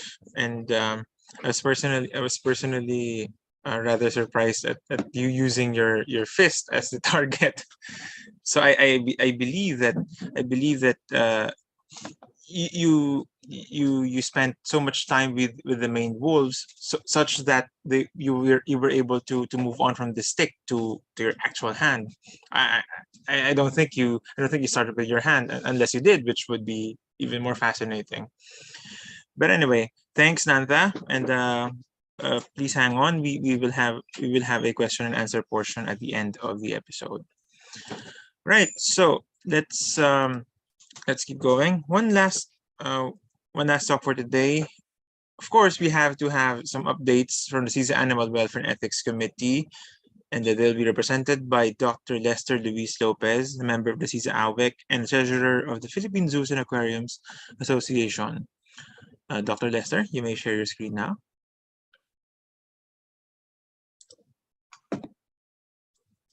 While we're waiting for Dr. Lester to share his screen, I would again like to thank everyone for coming to today's Zoom meeting, and we will have another one. We will have at least one more in July. We will post about it on our Facebook page. If you're not on our mailing list, you may want to email us or message us through our Facebook page if you want to be included in our mailing list for future updates. We will also start to put together our pub mats for some announcements, especially the upcoming 2022 SEAZA conference, which will be held in November. So the dates are currently set at November 21st to the 24th of November 2022, and it will be hosted by PKBSI. It'll be held in Bali, but we will of course send you more details as they are made available to us. So we will be ready with the details by July. But anyway, it's already June 25, so in a few days we'll have the pub mats ready. Anyway, Dr. Lester, is Dr. Lester around? Oh, I think he got disconnected briefly. Anyway, where is the... Oh, they left already. Anyway, Dr. Lester, are you ready? I'll make you co-host. All right.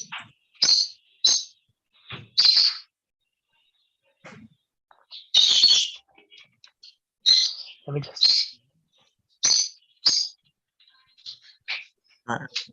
Dr. Lester, whenever you're ready.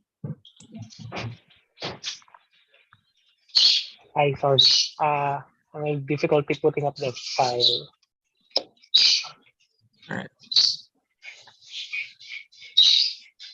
In the meantime, let's take this time to thank, of course, our speakers so far. We've had Dr. Bongat and his team from Taman Safari, Indonesia. We also have Mr. Tim Van Loan of the ABQ Biopark in Albuquerque, New Mexico. And then from Manday Wildlife Group, we have Ms. Claudia Tay and Mr. Nantakumar Purushothaman. So, Dr. Lester, whenever you're ready.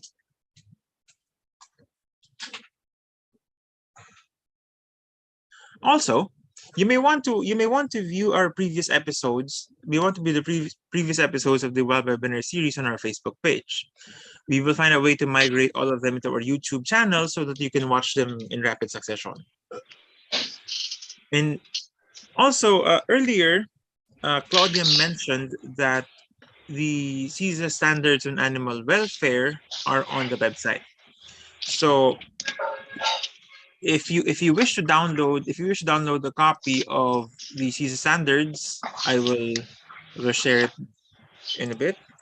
Okay, so Dr. Lesser, wait lang, I'm going to share the website.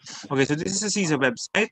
So you navigate about SEAZA, then communities, then welfare and ethics. All right. So at the bottom, you have the Code of Welfare and Ethics, known as Animal Welfare, and the Welfare Certification Audit Checklist, which auditors use during welfare audits. Right now, we have two versions of each document. We have one in English and we have one in Bahasa Indonesia. We're working on more translations and we expect to have them soon. So right now we're trying to get them translated to Mandarin, hopefully also Thai. So if you're interested in translating these documents into your language, please let us know and we will work out a deal.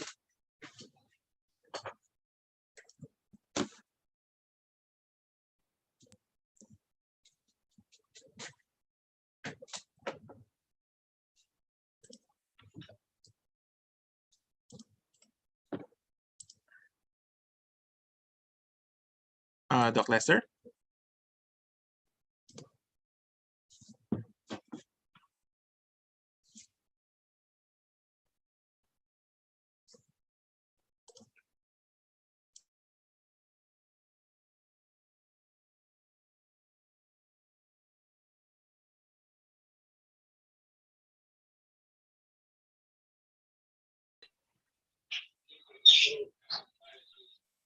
Dr. Lester, you may try again. Please try again on your screen. Okay, let me try again.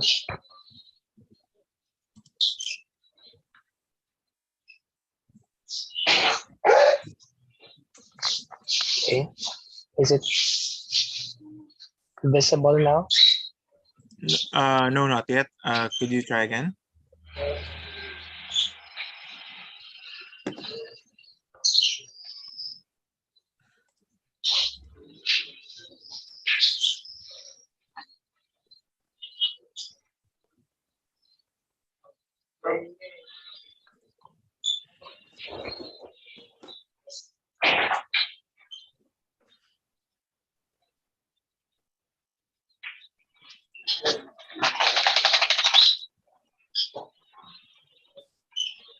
Okay.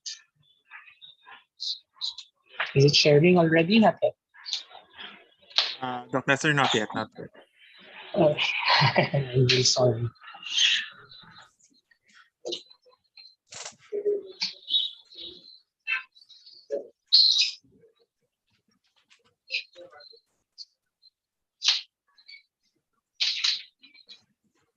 Right.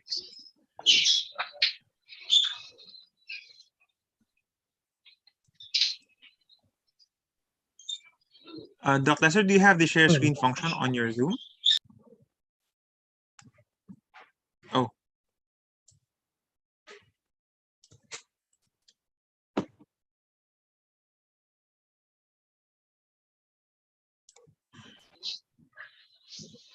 Okay.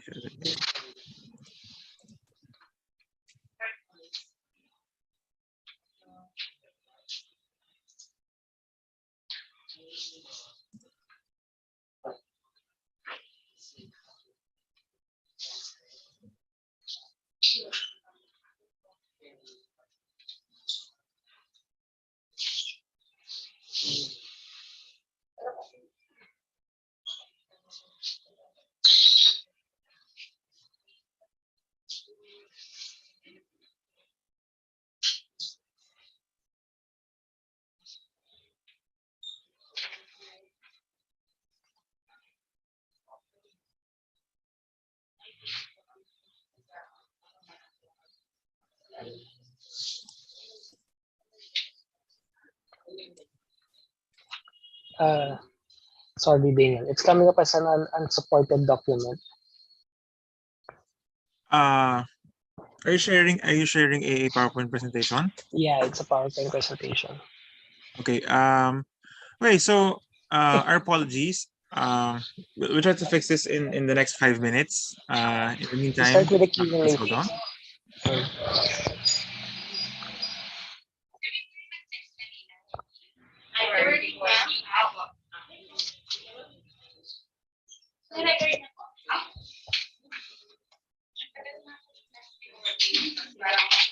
So anyway, while we're still waiting for this to get fixed, maybe we can move on to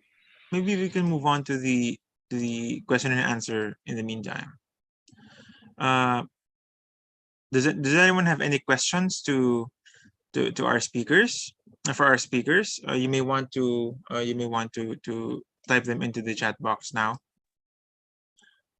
But I'm not sure if we still have our colleagues from the from Taman Safari, Indonesia, because I do have a question. Because while you were doing the demonstration, I was looking at the video, and I wanted to know if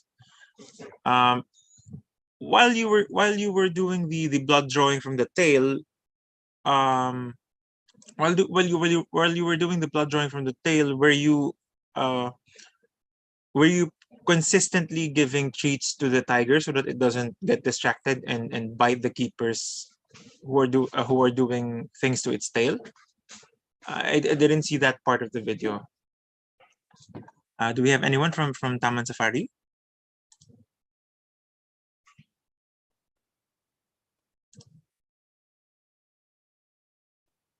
Okay. I think oh, there you go. Okay.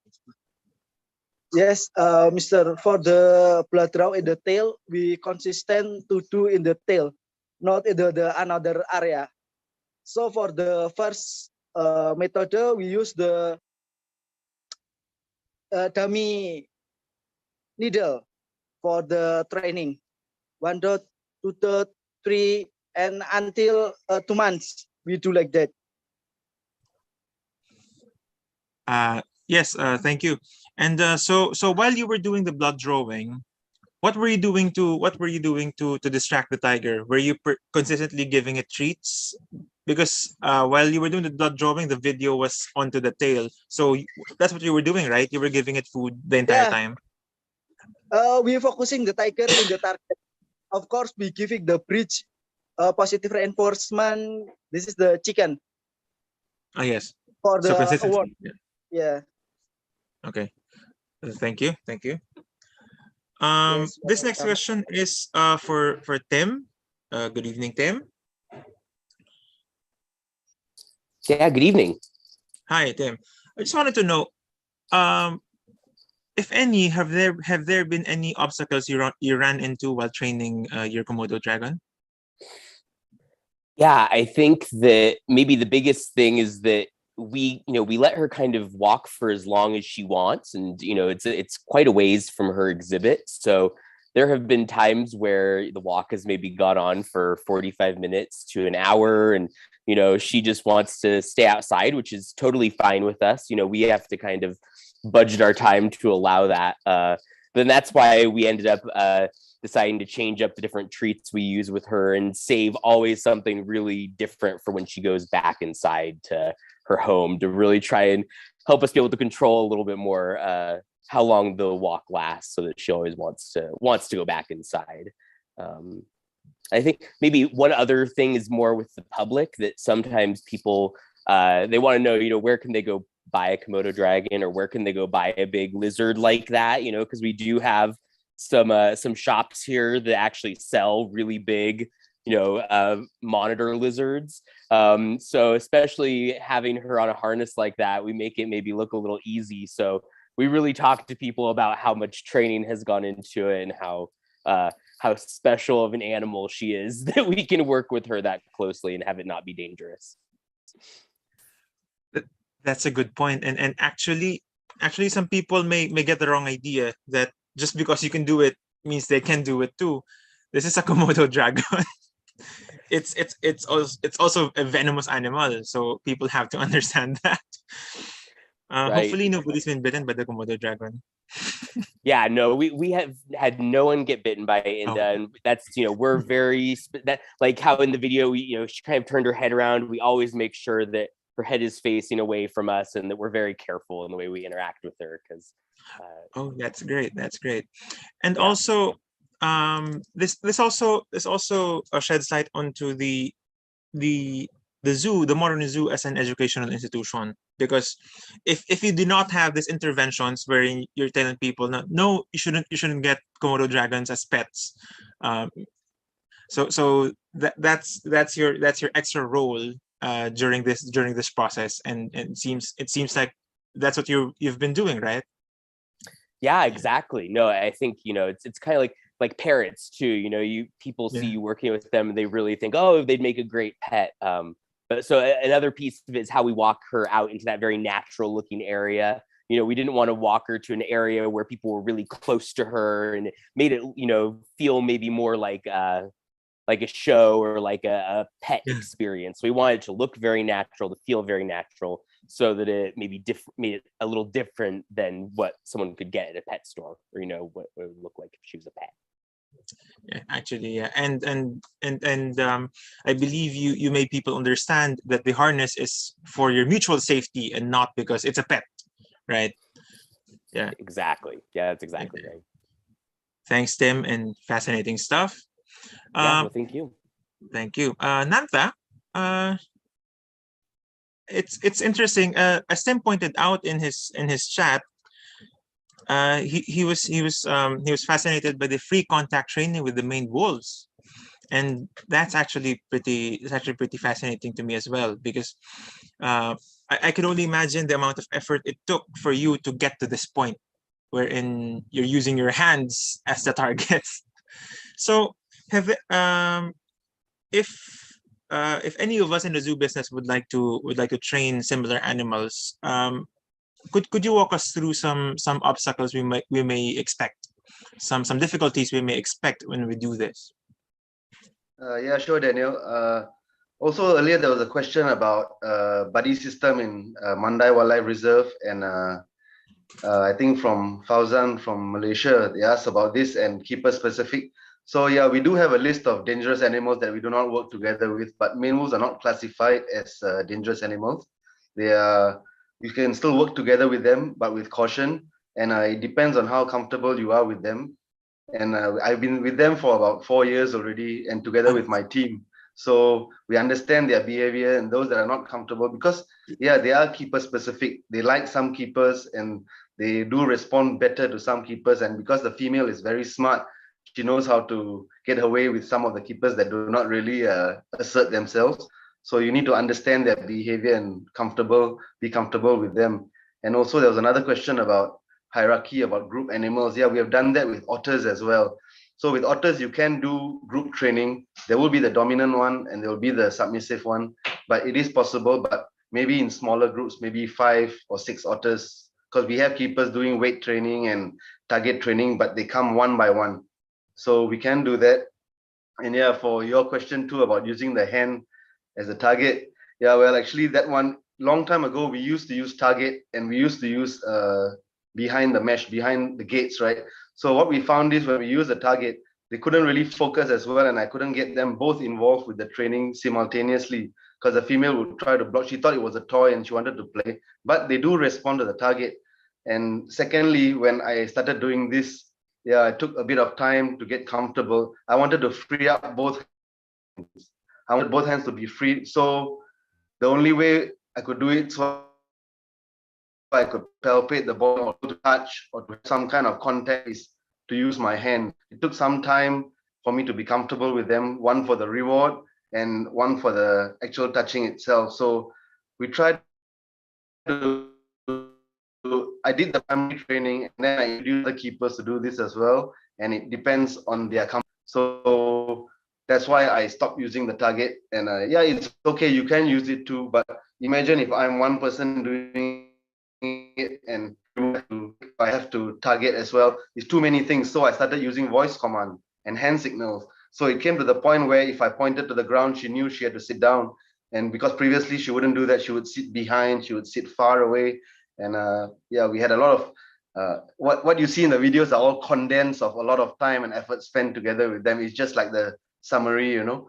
And when we started using the hands as well, so after a while she didn't even need the signal. Like when I sat down during the training and the moment the mask went up, she auto sit down and she waited patiently. She didn't use the paw to try to touch or anything like that. She's just very forward, her personality. And the male started watching and behaving according to what she was doing. So then I saw, oh, it's an opportunity to do this.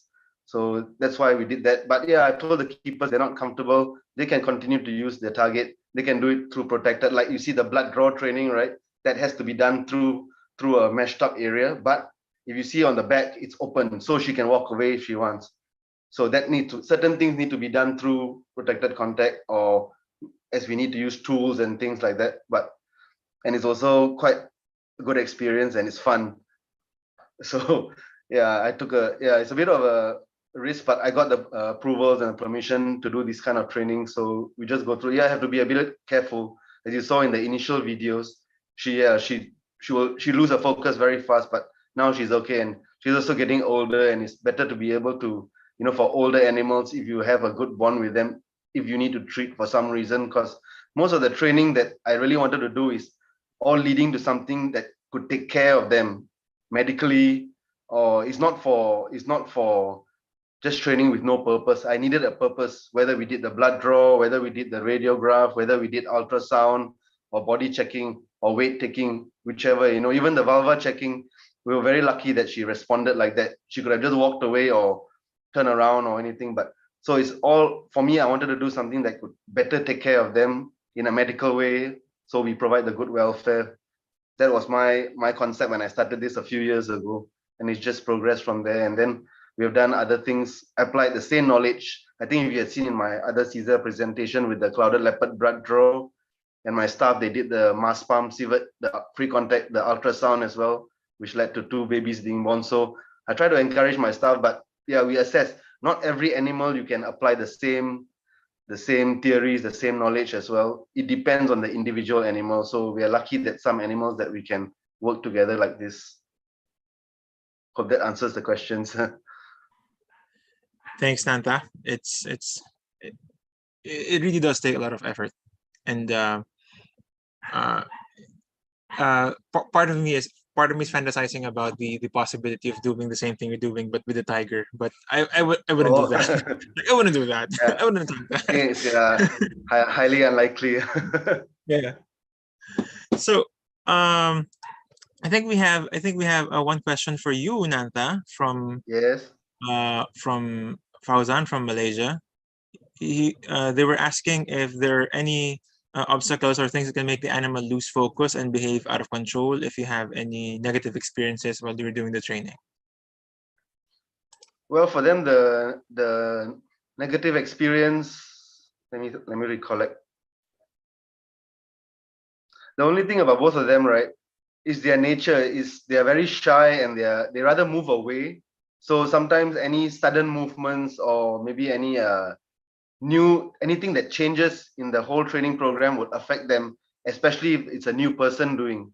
So sometimes if you have a new keeper or a new care staff coming to do the training or learning about this, you need to be able to reinforce and teach them how to behave, because actually the animal has choice and control. They have no barriers, right? So they can move away if they want. And if the keeper does the training wrongly or not follow, like if you have a set program, everybody needs to follow the same thing. So if they change it or they tweak it and something goes wrong, most likely it could be the fault of the trainer rather than the animal, because the animal already knows the behavior. So through that, right, sometimes bad experience can be formed, maybe, and then the animal doesn't react to you. So just say, like, maybe example, I've been doing the training for 5 days and I go on my off day for 2 days, and when I'm back, if something changed, then I need to ask some questions and find out, oh, what did you all do? Did you change anything? Did you change the reward? Did you change the distance? Did you change the location? So mostly sometimes when these things happen, it could be due to human error. But if you have a SETS training program, like what I've passed down the knowledge to the staff that I work with, they just follow exactly. And sometimes they will call me and say, oh, we tried this, but it's not working. Then I'll ask them, what did you change? I said, she knows the behavior, she knows the thing. So if something is not working, recollect and try to follow what I've passed down. And then once she knows it, maybe you can modify to make it easier for you. But for the initial phase, you need to reinforce that behavior that she already knows. Because with new people, sometimes the animals, they will try. They think, oh, this person doesn't know what they're doing. And it's very easy. And the thing about the dogs, they're very smart. They learn very fast. And they look at you. Because I've seen them look at some people and just walk away. No response, even with the reward. So sometimes it could be due to human error. And we try to avoid that. So it's proper to train our staff. So the animal care staff have the adequate training and the knowledge. That's why in my conclusion, I said that knowledge and that training for that staff is very important so that our programs can be successful. I hope that answers the question. Thanks, Santa. Thanks for the in-depth answers. Thank you very much. Fascinating stuff from all of our speakers. Now let's move on to our updates from the SEAZA Animal Welfare and Ethics Committee. Dr. Lester, are you here? Yes. Okay, I'm going to Yes, share I'm here. the Hi. PowerPoint presentation. One moment, please. I'm going to share the PowerPoint presentation now.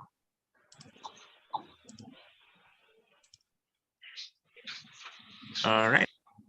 All right. Good morning, good afternoon, and good evening to everyone. And sorry about the bungalow earlier. This is just a very quick update from the Animal Welfare and Ethics Committee of SEAZA and what we've been doing and what we will be doing with our members in the next at least 2 years.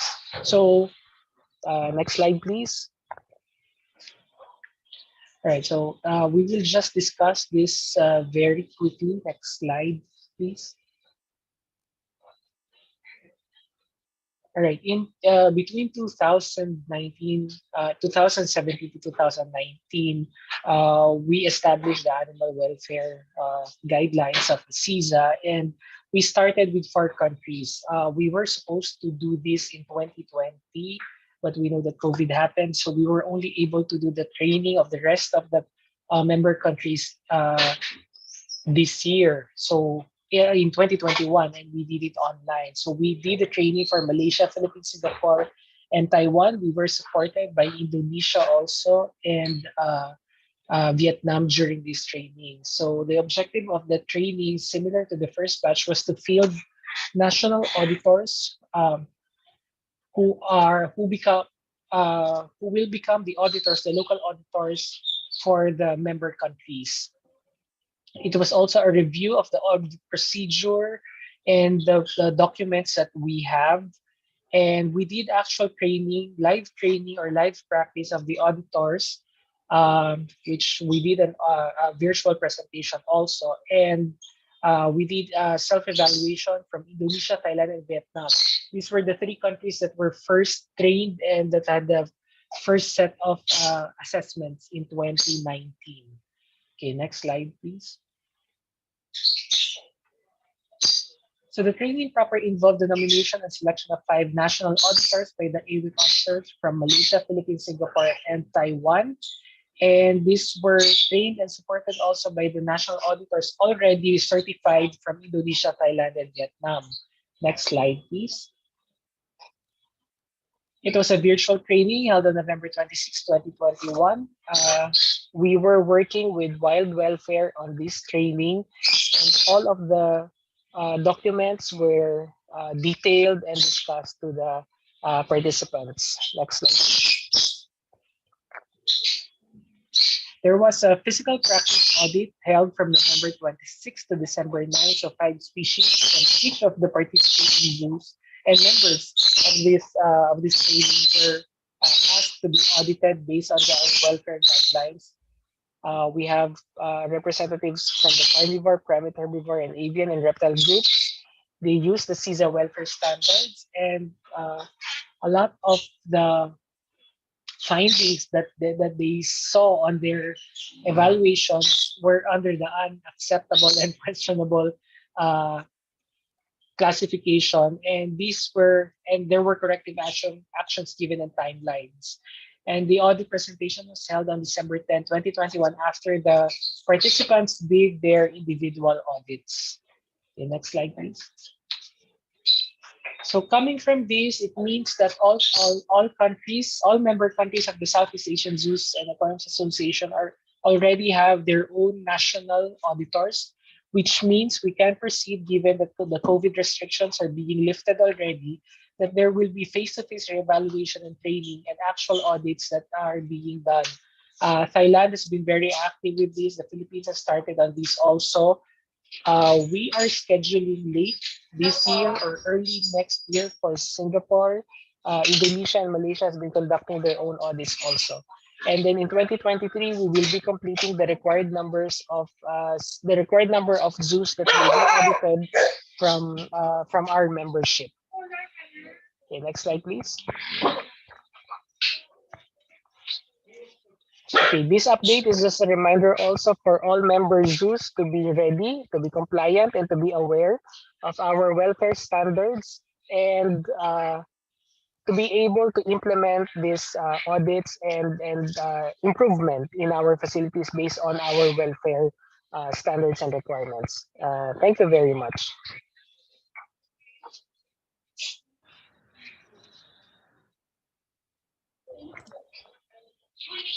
Right, Dr. Lesser, thank you for that update. So Dr. Lopez updated us about the welfare audit training, and this is, I would like to clarify that the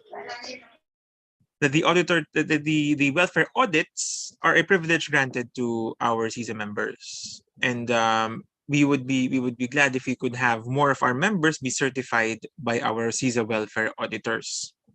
If you are part of a zoo and you would like to eventually be able to participate in the SEAZA welfare audits, well, of course, you may want to first encourage your local zoo to be a member of the National Zoo Association and then SEAZA, and then we will go from there.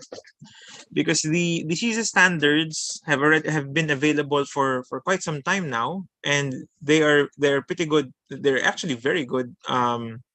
I should say they're actually very good guidelines for creating an environment that is good for animal welfare. So again, to remind everyone, you may visit the website of SEAZA, www.seaza.asia, and you may navigate to the Animal Welfare and Ethics page. That's seaza.asia/animal-welfare-and-ethics. That'll lead you to the page of the SEAZA AWEC, and then scroll down and you'll see the Code of Welfare and Ethics, the SEAZA Standards Animal Welfare, and the SEAZA Welfare Certification Audit Checklist. I would like to show you the English versions. One moment, please. Okay, here we go.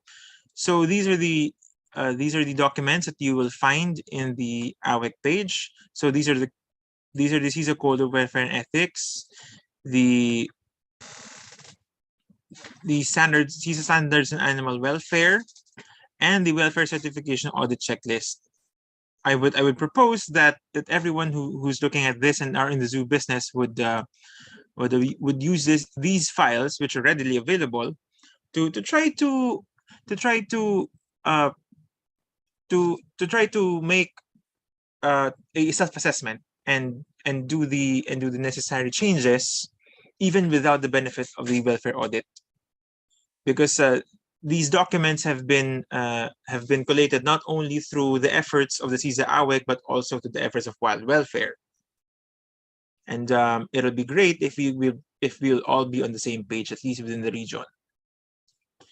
So, there being no other questions, I would like to express my sincerest gratitude to our speakers, Dr. Bongot of Taman Safari Indonesia and his team, Mr. Tim Van Loan of ABQ Biopark in Albuquerque, New Mexico, Mr. Nantakumar Purushottaman and Ms. Claudia Tay of Manday Wildlife Group, and of course, Dr. Lester Luis Lopez of the SEAZA AWEC and of the SEAZA AWEC and PhilZoos.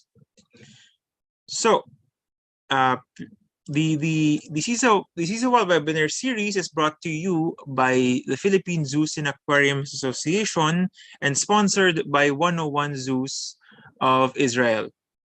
Again, if you wish to be part of our mailing list, please email us or message us through our Facebook page and we will get you on the mailing list accordingly.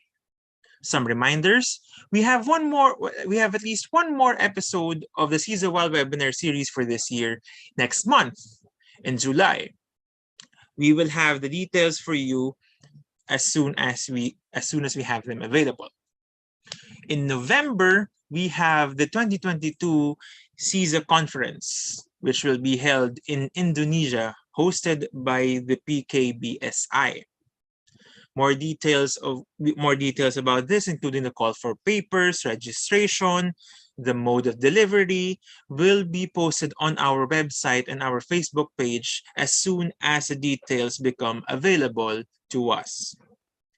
For more information about the Southeast Asian Zoos and Aquariums Association, please visit our website https://www.seaza.asia. That's SEAZA.Asia, ASIA. You may also visit our Facebook page, Southeast Asian Zoos and Aquariums Association. So, from all of us here at the SEAZA Secretariat and PhilZoos, maraming salamat po and see you again next month. Thank you very much.